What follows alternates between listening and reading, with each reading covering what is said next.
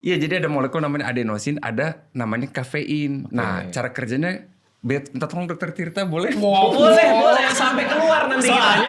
Dan yang ku teliti kebetulan itu. Tapi Tapi kafein. ya saat itu kopi instan robusta. Terus kita bandingin sama yang decaffeinated. Oke. Ternyata di dalam kopi itu nggak hanya ada kafein, tapi ada banyak banget zat. Salah satunya asam klorogenik. Itu yang membuat akhirnya si kopi dari berbagai macam ratus zat itu aromanya jadi khas. Terus kedua, efeknya mereka tuh memang 3. Dia menaikin si tekanan darah sistolik sama memicu aktivitas parasimpatis. Jadi sebelum minum kopi dicek tensinya, terus suruh Harvard Step Up Test, turun. Terus habis itu setelah itu dikasih perlakuan minum kopi setiap hari.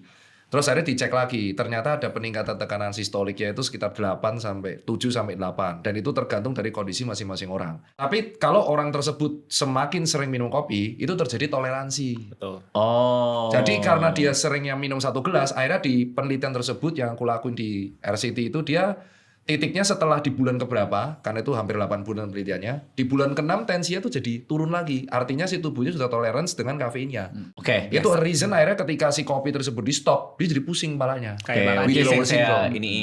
Ya dari situlah si kopi itu ternyata kalau dia minum sampai dari jurnal itu 5 espresso per hari, itu belum bisa menentukan beresiko apapun, tapi terjadi tolerance ke saraf simpatisnya sama ke tensinya, sistoliknya. Tapi di atas 5 espresso itu baru bisa kronis, bisa prehipertensi. Oh, artinya batasnya di 5 espresso lah Iya, ya. dan salah satu impact-nya itu memang itu yang membuat si kopi tersebut ciri khasnya beda-beda. Itulah alasan kenapa setiap biji kopi mengandung aroma berbeda tuh dari hasil penelitiannya. Tirta sama kayak saya nggak? Begitu nyium bau kopinya aja udah langsung kayak, wah gue harus kerja nih gitu. Jadi kayak ada asosiasi antara aroma sama Ya, kayak emang. gitu. Kalau aku bawa aroma kopi lebih ke kayak ada suges, aku harus aktif, I can flight kan. Oh, jadi itu artinya kenapa kalau ngopi itu enak sambil buat jeda, sambil buat nulis Iya. tuh kayak gitu. Buat break tuh jadi fokus kayak kalau orang bilang tuh rame, fokus ke satu hal tuh loh. Jadi tiba-tiba kayak rame terus tiba-tiba bisa sunyi semua.